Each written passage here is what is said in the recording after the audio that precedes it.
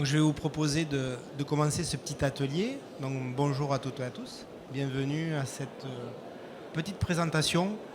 On va aborder aujourd'hui avec vous un sujet qui nous tient particulièrement à cœur, qui est le témoignage de la Fondation Notre-Dame, qui est une fondation que va nous présenter aujourd'hui Ségolène. Mais je vais laisser d'abord chacun d'entre vous se présenter. Donc Ségolène, je vais vous laisser vous présenter, puis ensuite Jean-Nicolas. Et je finirai le tour de table si ça vous va. C'est toujours bien, vous entendez parfaitement? Allez, c'est parti. Ségolène, je vous laisse vous présenter. Non, comme ça. Oui, bonjour, du coup, Ségolène Stutz de la Fondation Notre-Dame. Je suis chargée de projet et référent pour le logiciel Élise. Bonjour, Jean-Nicolas Carnet. Je suis donc directeur général adjoint et en charge du secteur privé. Et donc, en représentant la société Knowledge pour le pilotage et la mise en place du projet. Bonjour, je suis Georges Rouy, donc je suis ingénieur d'affaires chez Bellara, qui est l'intégrateur qui a déployé la solution à la Fondation Notre-Dame avec le support de l'éditeur. La petite histoire qu'on va vous raconter aujourd'hui va vous permettre de comprendre comment ce projet en fait est arrivé à l'ordre du jour au niveau de la Fondation. Globalement, les questions auxquelles on va essayer de répondre, c'est comment c'est venu, pourquoi, quels étaient les enjeux, comment on a réussi à couvrir le périmètre que la Fondation avait besoin de traiter. Et globalement, aujourd'hui, où est-ce qu'on en est et comment on va se projeter demain sur des évolutions potentielles qui pourraient intervenir dans le cadre de ce projet.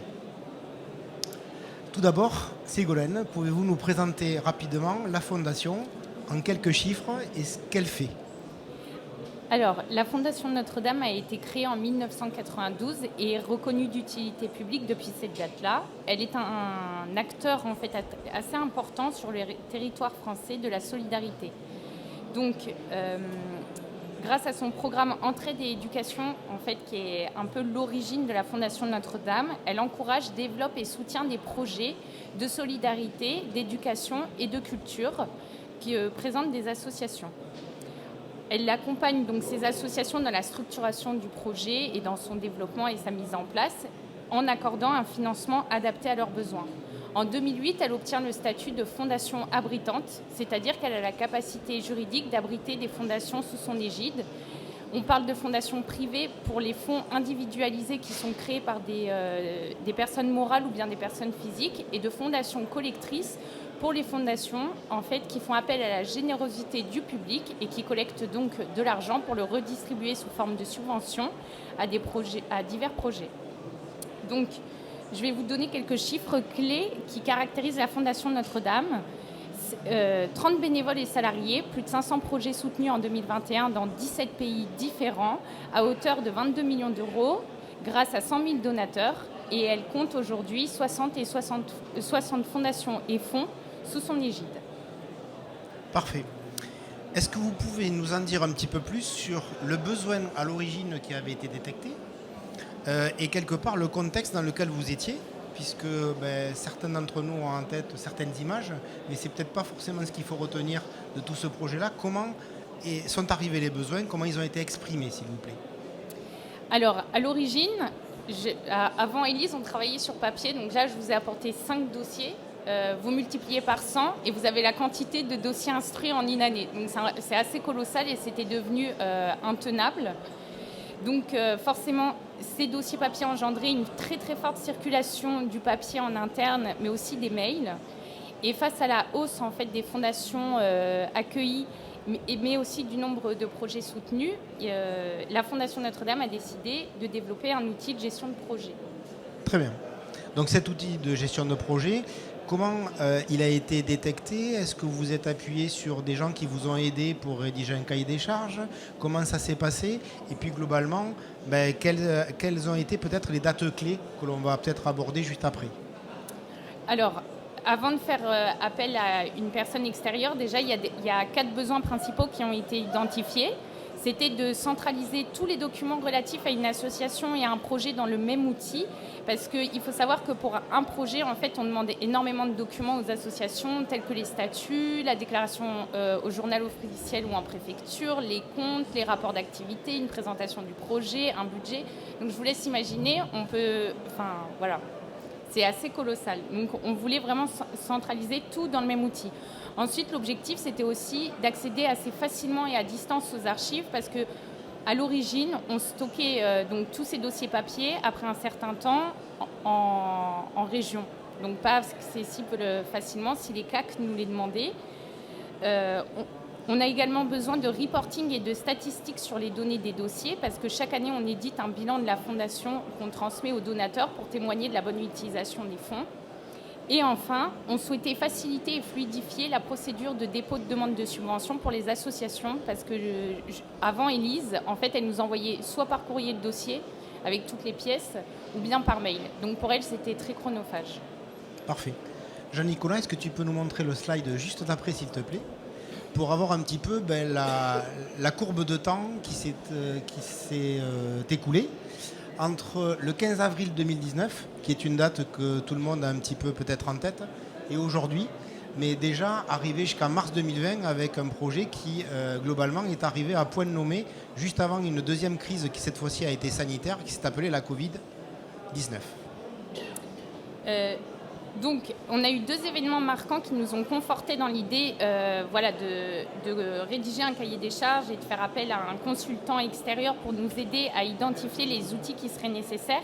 Le premier, c'est l'incendie de la cathédrale de Notre-Dame de Paris. Nos locaux sont situés vraiment à proximité. Pendant 10 jours, on n'a pas pu accéder à nos bureaux. Donc forcément, les dossiers papier, on ne les avait pas avec nous.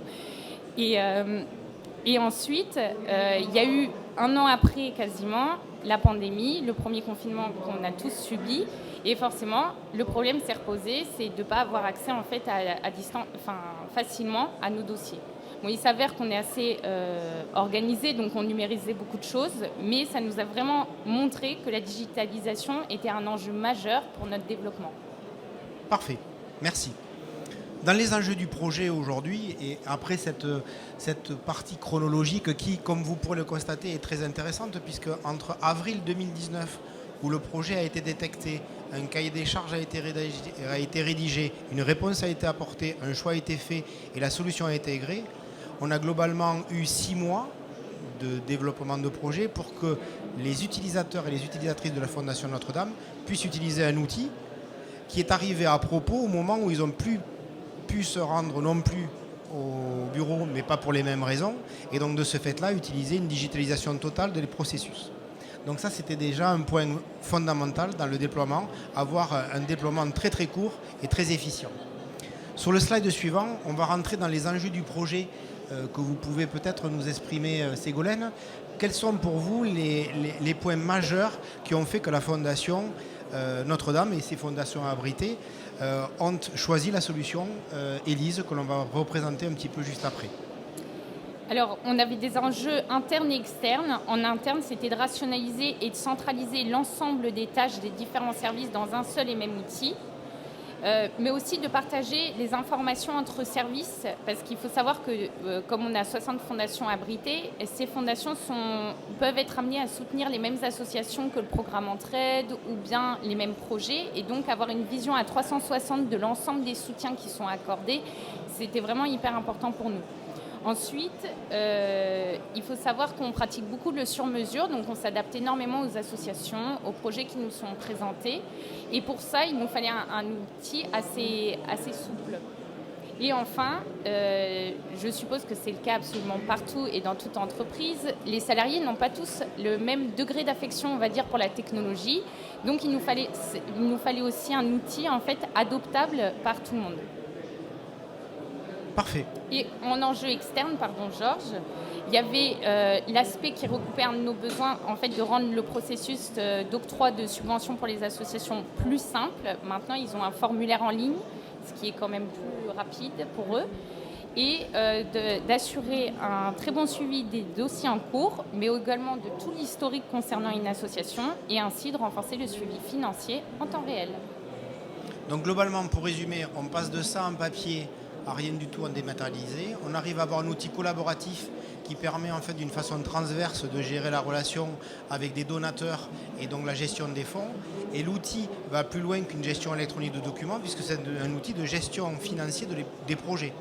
Donc Ségolène, qui fait ça au quotidien, a pu quantifier tout de suite les intérêts qu'on pouvait avoir dans ce genre d'outils. Et surtout un outil ergonomique qui a répondu à l'ensemble des besoins utilisateurs. Tout à fait.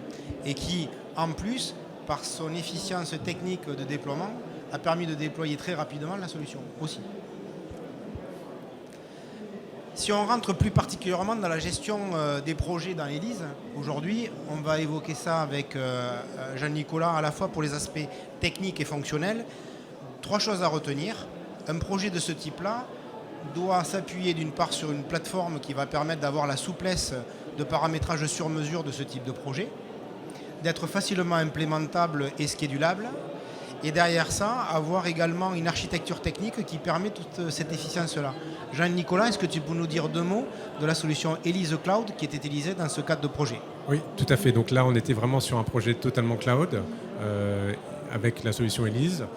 Ce projet nous a permis d'une part de mettre en place des moteurs de workflow, donc avec notre moteur de workflow, un certain nombre de workflows qui ont pu bénéficier donc à la fondation, et surtout d'avoir une indexation de l'ensemble des documents, full text, permettant la recherche facilitée au niveau de l'information. Et après, tout ce qui est règles de stockage et accessibilité par l'ensemble des intervenants, quel que soit leur lieu de travail, et tout simplement via l'application, un navigateur web directement.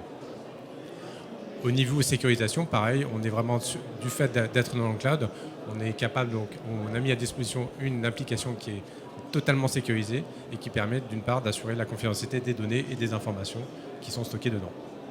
Après, un élément fondamental également, c'est que la solution est interfacée avec des API pour l'écosystème informatique. Vous avez compris tout à l'heure que des formulaires pouvaient être saisis sur un site web et ensuite intégrés directement à JET pour venir rajouter de l'information complémentaire par rapport à ce dossier-là.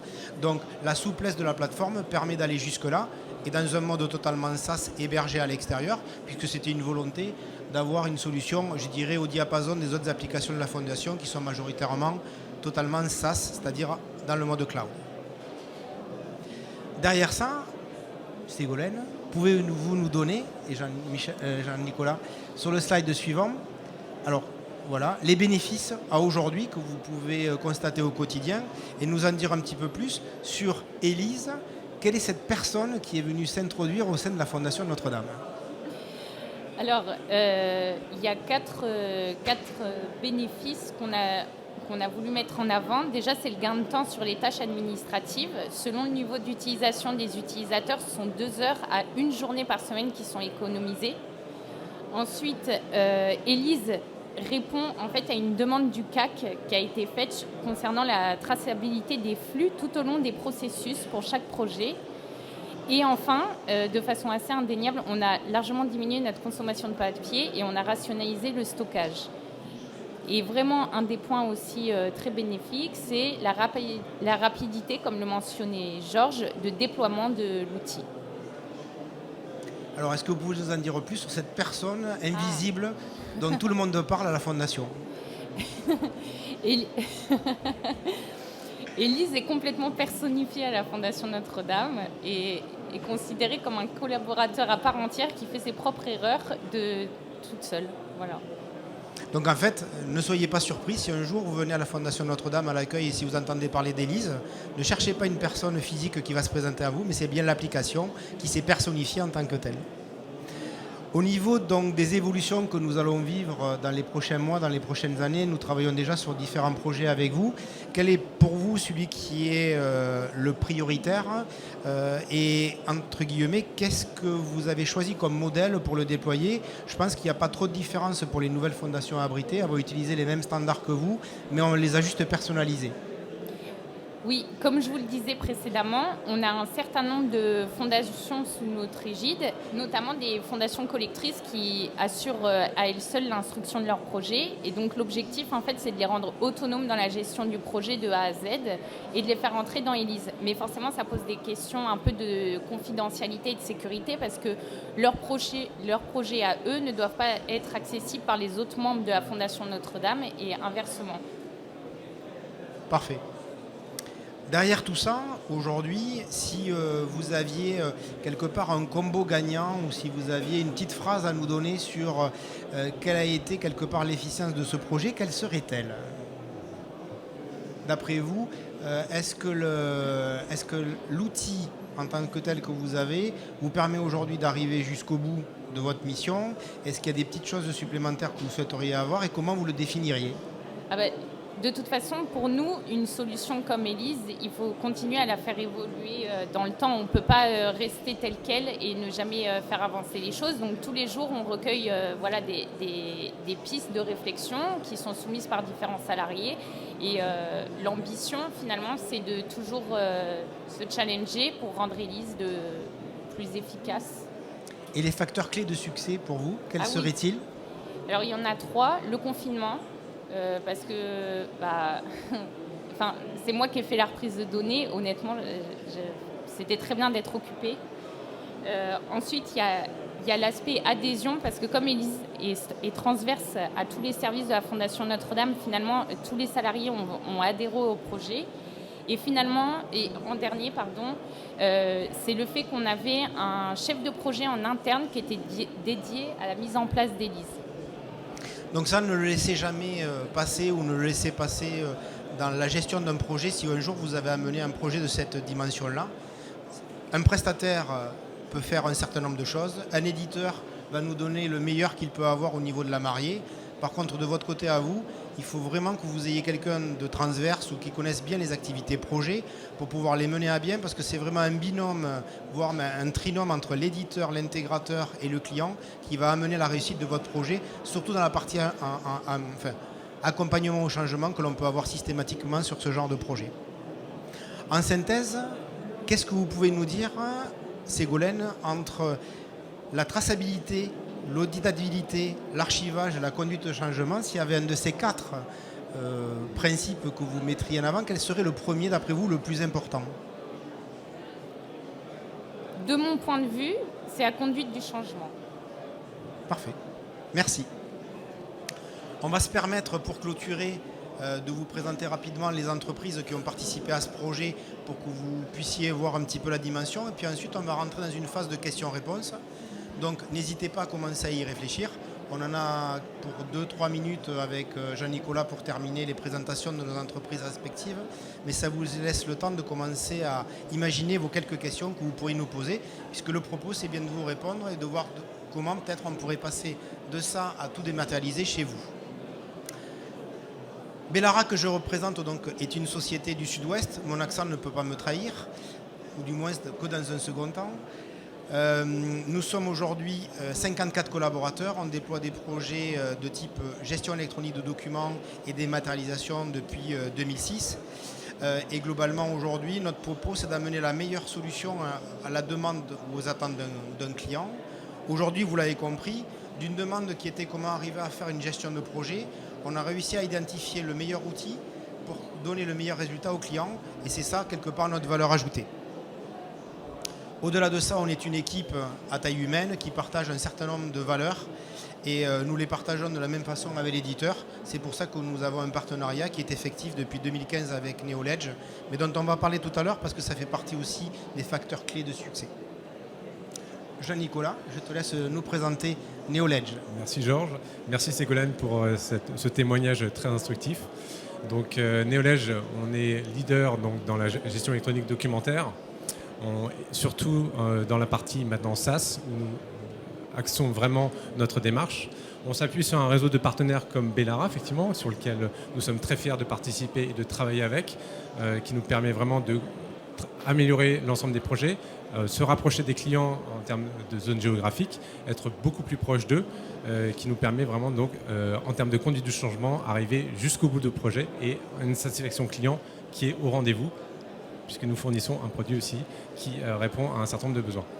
Nous sommes sur 3 régions à l'heure actuelle, donc en Europe, plutôt en région francophone, donc tout ce qui est région Afrique aussi, et les États-Unis, sur lesquels nous vendons la solution. Donc notre solution est vraiment une solution de confiance sur le cloud de confiance et souverain, donc la possibilité de mettre le cloud en Secnum Cloud. Et surtout, on est un groupe français indépendant. Notre siège social est situé à Lille, avec différentes agences donc, dans le monde, comme je vous l'ai dit. On représente à peu près plus de 250 clients et 100 000 utilisateurs globalement. On est labellisé la French Tech aussi, et donc avec notre président qui en fait partie. Voilà. Quoi dire de plus sur le projet? Effectivement, c'était une belle réussite. Je pense que ça a répondu à un certain nombre de besoins. Ça donne envie d'en faire d'autres comme ça. Je pense sur avoir aussi une chefferie de projet côté client qui est importante parce que comme Georges l'a dit, c'est important d'avoir des relais en interne qui connaissent le projet, qui participent et qui voient effectivement le bien fondé de ce type de projet. Et donc c'était avec plaisir que effectivement on serait prêt à recommencer ce type de projet ensemble. Quelques secteurs d'activité. Donc moi, je suis responsable effectivement du secteur privé, donc où on va regrouper tout ce qui est banque, assurance, donc agroalimentaire, et l'énergie. Mais donc on a différentes business units chez nous qui vont permettre de répondre à des besoins au niveau des gouvernements, des collectivités ou tout simplement la santé. Donc on est capable de répondre à des organisations de toute taille, donc des PME avec 20-30 utilisateurs, à des grands groupes qui vont passer les 4000-5000 utilisateurs dans différentes langues, aussi bien l'anglais, le français, l'arabe et le néerlandais, et bientôt l'allemand, si tout va bien. Le partenariat est quelque chose de fondamental.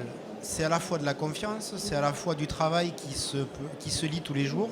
Comme vous pouvez le voir, depuis 2015, on travaille main dans la main avec Neoledge sur l'ensemble des solutions. Et ce qui est sûr, c'est que l'éditeur ne nous laisse pas en panne par rapport à des évolutions ou par rapport au marché que l'on adresse qui est très concurrentiel. Donc aujourd'hui, vous l'avez compris, la synthèse, si on doit en faire une, vous devez avoir une équipe projet motivée sur le projet que l'on va traiter chez vous, un éditeur avec la meilleure solution qui va s'adapter à votre besoin, ce n'est pas vous qui allez vous adapter à la solution, et l'intégrateur qui va essayer de faire la traduction la plus fidèle possible entre votre besoin et la réalisation du projet pour qu'il vous apporte réellement quelque chose, aussi bien au niveau ROI qu'au niveau technique et fonctionnel. Je vais rentrer maintenant dans la phase des questions-réponses puisqu'il nous reste le temps consacré pour ces questions et réponses. N'hésitez pas à les poser, on est là pour répondre à toutes vos questions. Il n'y a pas de tabou, il n'y a pas de problématique que vous ne pouvez pas nous adresser, et puis on essayera de vous y répondre le plus pertinemment possible. Avez-vous une première question? Oui.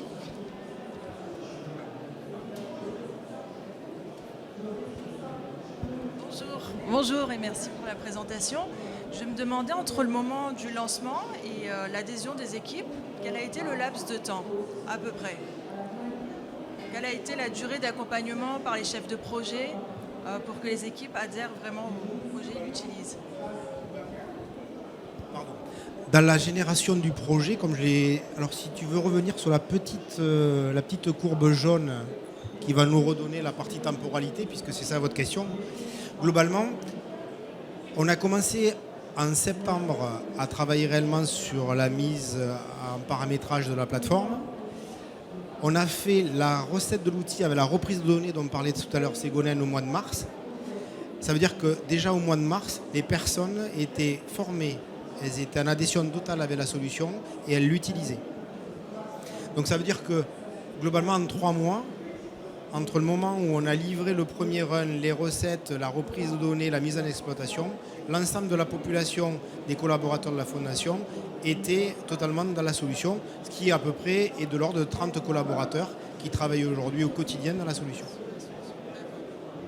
Grand maximum dans l'ensemble, ça peut coûter entre 3 et 6 mois. Oui. Le temps de déploiement, la formation et l'adhésion et la mise en application au quotidien. Tout à fait. C'est ce qu'on a voulu mettre en avant parce que c'est assez rare d'arriver à monter ce genre de projet dans un délai si court. Alors comme vous l'avez compris, l'eurodatage des événements dans le temps a été un accélérateur. Voilà. Mais derrière ça, aujourd'hui, on peut démontrer très simplement que c'est une organisation où on est parti quelque part de zéro, hormis un cahier des charges qui avait été déjà très très bien écrit par les équipes de la Fondation auxquelles on a répondu. En 6 mois, porte à porte, on a réussi à déployer le projet et en 3 mois, on a accompagné les personnes en phase de recette après la reprise des données.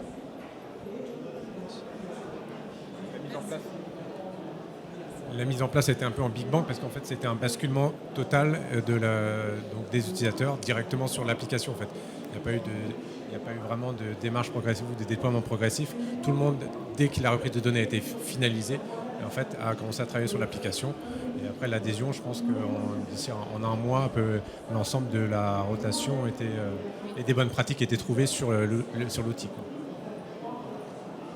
Avez-vous d'autres questions? N'hésitez pas. On est à votre écoute.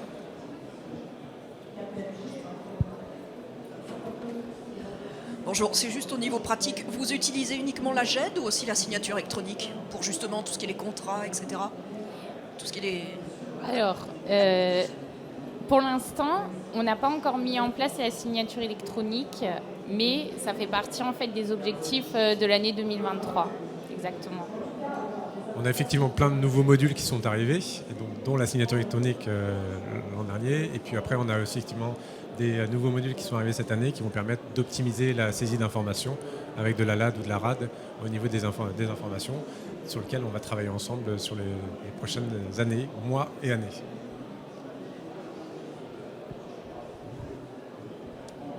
Bonjour, je voudrais savoir ce que vous avez mis en place au niveau de l'accompagnement quotidien des utilisateurs. Vous disiez que vous étiez référente du logiciel, donc c'est peut-être vous ou est-ce que c'est le service informatique quand il y a des questions sur l'usage?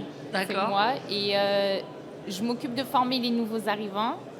Je fais régulièrement ce qu'on appelle des cafés Élise en interne, c'est pour rendre le truc un peu plus didactique. Donc toute nouveauté, en fait, on la présente en 30 minutes, etc. Et ensuite, je me rends disponible dès qu'il y a un souci pour pas que les utilisateurs bloquent en fait et s'énervent.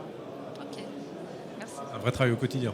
Oui, ben oui. Et du coup, ça vous prend combien de temps Est-ce que vous avez une idée de la charge de travail Officiellement, dans ma fiche de poste, c'est 1 jour par semaine. Ouais, d'accord. Voilà. Officieusement, ça dépend des périodes. Oui. Ok. Alors, juste en complément, donc moi je viens des ministères sociaux, donc c'est santé, etc. Je suis ton équivalent et ça, je suis un temps plein dessus, quoi. Donc je réponds aux utilisateurs et quand il y a un cabinet ministériel qui appelle, il faut qu'on réponde immédiatement. Donc voilà. Ça peut être très long quand on a beaucoup d'utilisateurs. Ce que je peux vous dire, c'est que l'avantage de la solution, parce que là aujourd'hui on vous a fait vraiment une présentation sur l'ensemble de la phase projet, comment ça s'est réalisé. N'hésitez pas de passer nous voir sur le stand qui est à côté pour que vous voyez visuellement à quoi ressemble la solution. Vous allez voir que ça améliore grandement, enfin, c'est une amélioration accélérée de l'expérience utilisateur par rapport à l'interface. Toute l'équipe de direction de Neoledge qui est à mes côtés aujourd'hui travaille depuis des années avec ses équipes de développement pour rendre l'expérience utilisateur la plus simple possible. Vous allez voir que, comme c'est fait aujourd'hui avec des widgets, avec des phrases qui vous indiquent réellement les tâches que vous avez à réaliser, avec les workflows, avec le fait que vous avez un add-in Outlook pour pouvoir descendre des documents dans la JET depuis votre Outlook si vous êtes équipé d'Outlook. Si vous avez également des fonctionnalités diverses et variées, tout ça est rendu beaucoup plus accessible par une interface qui est vraiment designée pour. Et c'est aussi un élément ou un facteur améliorant parce que quand je me promène de temps en temps à la fondation et qu'on voit les gens qui sont sur leur poste de travail avec ces briques, ces tuiles de couleur, avec les tâches qu'ils ont à faire, on se rend compte que c'est peut-être un facilitant par rapport à une interface qui serait peut-être plus rigide à prendre en main avec un utilisateur, mais n'hésitez pas à passer nous voir. Avez-vous d'autres questions? N'hésitez pas. Pas de tabou, on peut tout vous dire, on peut vous dire comment ça s'est passé, en combien de temps, en combien de jours. C'est bon? Parfait. Mais écoutez, merci Ségolène, merci Jean-Nicolas, merci à toute l'équipe de Neoledge de nous avoir accueillis aujourd'hui. Très bonne journée, à très bientôt et n'hésitez pas à passer nous voir.